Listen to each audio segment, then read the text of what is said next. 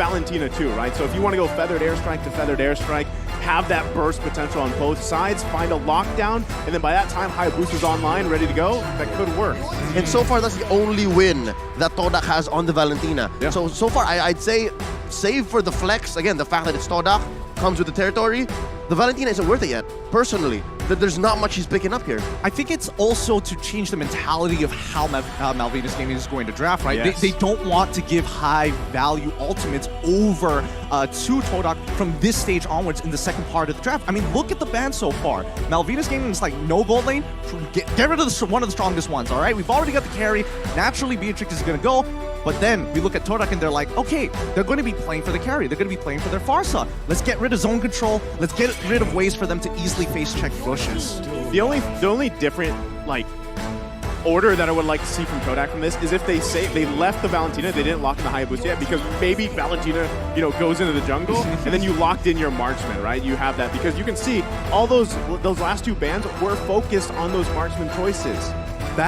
You bring up a really good point here. There is a good chance that Hayabusa might get chucked down into the gold lane to try and trade against someone who's naturally short range like a carry. Or an XP lane. Yeah, or an XP lane.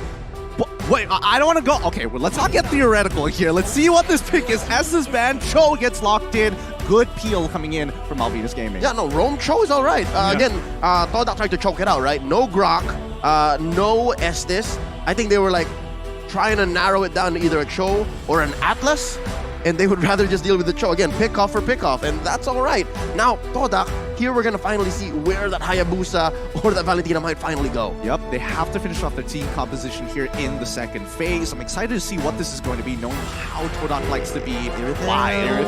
Irithyll, save. Give it a Momo. I would argue that Claude might be the better way to go. It's an argument. No, it's not. Oh! Surprise! I feel this is so annoying. TODAK, they do it in the local leagues and they do it here. They're like, this? Nah. Let's take it a step further. I'd say this is a double swerve. They're showing us we can flex, but no, we're going to actually keep it close to home here. And here's an old school pick. I haven't seen Uranus in a while. Yeah, this is rather interesting. Okay, so we know that Chiku is going, at the very least, Chiku is going into the gold lane. Momo is going to be going into the EXP lane. No shenanigans here. I think it's, so I'm happy. I am happy that this is what's drafted here from TODAK. I just want to see how it all plays out here, because even so, again, Valentina, you have a couple options. Feathered Airstrike, now you have the Way of the Dragon, still could help you. Still a great pick-off tool to pair with a Divine Judgment. But it's just two. It's just two two picks. It's just two. It's true. And it's usually these two heroes, right? The Cho and the Farsa. You never get to see them out. They're usually hiding in bushes, and it's usually too late. So TODAK have to play. They have to play on instinct, and they have to time their team fights better than they usually do. I'm not ready for this. I can already hear the chants here, but it's about to be time. And the Malaysian representatives up against the Peruvians. It's going to be TODAK up against Malvinas Gaming. Quickly, write down your predictions. Cheer for your favorite team as we jump right into the land of dawn. Smash them. Oh man, I'm excited for this one. I like both team compositions, like I mentioned, but at the same time, when will Rival be able to get to that point where Hayabusa needs to be to get those shadow kills off and just work around that? Again, 5-man rotation is going to be strong for them. Given the lineup that MVG is rocking here, I'd say if they don't give the respect that Rival demands, Harley and Joker are going to have a hard early time in the game here, given that Stephanie needs to babysit them. Look at this. It's high and dry on Rival. So as long as there's only one of you around, best believe that feels like it's more than just one core item you need to build. This is so interesting. This feels like, long seasons past. Momo, he's just going to have to, sit on a stick all day while Chiku is having the time of his life as they have swapped lanes. It's a switch hero, yes. Well, what this allows for Chiku to do is just dominate the Uranus. There's that range advantage. And then for Lapu Lapu, for Momo, is he doesn't even care. The carry doesn't deal much damage in the early game. You can dominate with your nukes, with your early game skills. Absolutely. I mean, look at this. They already got it half, but MVG, they want to go for something here. Can they actually pull it off? I mean, Yusuke, he sees what's going on, and giving that extra information to Chiku, I feel like TODAK want to actually bring the fight to Malvinas.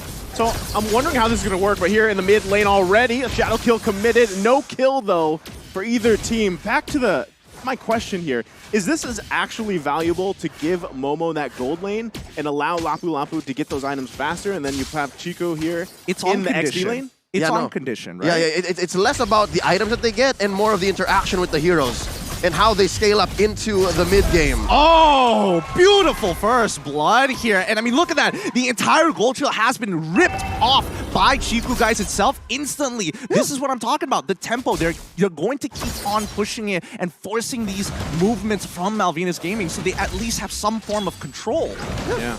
I mean, first turtle of the game, they do have that advantage. Let's see if they can zone him out pretty well here. Steffi has to get out of there too. It's just going to go over to the hands of a rival. And this is the thing, right? Hayabusa with an early kill sets you up for that first easy turtle take. This is huge already for them.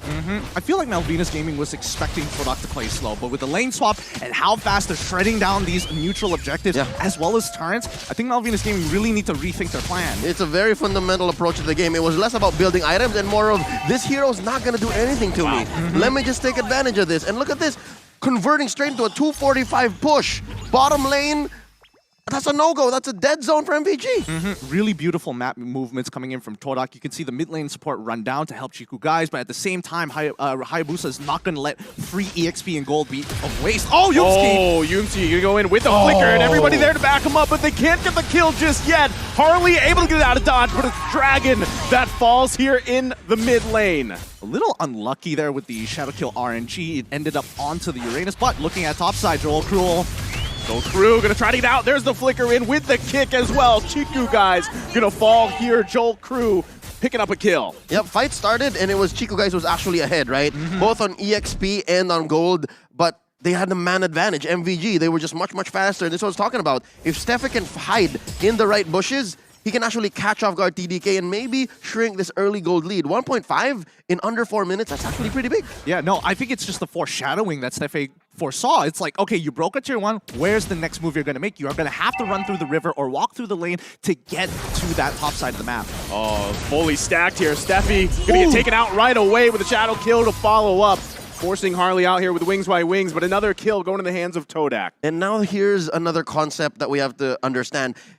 MVG, Steffi, he has so much to deal with, right? He has to protect both Harley and Joel Crew, and now Joel Crew's down. Yeah, there's nothing you can do to get out of that one. So now, brutal. you have to consider, yes, he can find these ambushes, but where does that leave him? He might be trying to do too much. He's getting overloaded now. Yeah, I think right now MVG, they're not entirely sure how they should take, what approach they should take with TODAK, because even though topside ticket is already broken, you can see that Hayabusa and Lapu Lapu taking the initiative to hover around the turtle in case Malvinas Gaming doesn't touch it. Yep, so this is TODAK's game so far. The first 5 minutes, almost 4K ahead. It's TODAK who's making the decisions, and MVG just following their pace. Okay, Leo, I think we need to talk about win conditions here, right? Because Malvinas Gaming, it feels like towards the later half is going to have a bit of an advantage.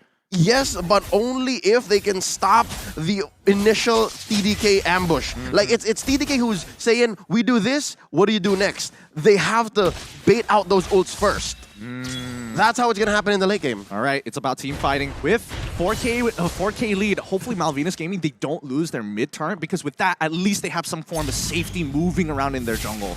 Well, I mean, not only that, but I feel like part of this was what we were talking about, the flexibility card that TODAK likes to play here, right? And even so, when they switched lanes, I feel like that did something. Oh, Yomski gonna go in one more time. Steffi, though, able to survive. Rival finding Harley, though. Gonna push them back into the jungle, and it's Joel Crew that falls. And now Dragon running as well. They might look for a crash down here. Conceal play comes in. Steffi falls. That was beautiful, and honestly, I respect it. And now the next one is going to fall with a complete wipe here. Joel Crew, I am surprised he was willing to flicker in for that. No, Gideon, you're surprised that TODAK is this clean and this quick and this fast. No, it's expected. Come on, I don't want to be that guy. What do they call it again? There's a certain term. All right, let me stand up for this, put in some air in my lungs. It's called TODAK Lunga! Exactly! See? So again, just in that one moment, right, about 5 minutes in, 5:15, you saw how Steffi was trying to bait out